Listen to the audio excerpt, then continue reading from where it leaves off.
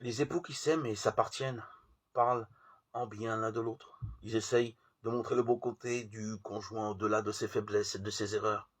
En tout cas, ils gardent le silence pour ne pas nuire à son image. Cependant, ce n'est pas seulement un geste extérieur, mais cela provient d'une attitude intérieure. Ce n'est pas non plus la naïveté de celui qui prétend ne pas voir les difficultés et les points faibles de l'autre, mais la perspicacité de celui qui replace ses faiblesses et ses erreurs dans leur contexte. Il se rappelle que ses défauts ne sont qu'une partie, non la totalité de l'être de l'autre.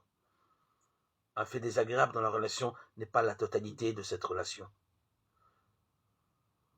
On peut admettre avec simplicité que nous sommes tous un mélange complexe de lumière et d'ombre.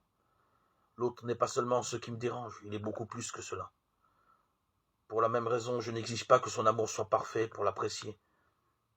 Il m'aime comme il est et comme il peut, avec ses limites. Mais que son amour soit imparfait ne signifie pas qu'il est faux ou qu'il n'est pas réel.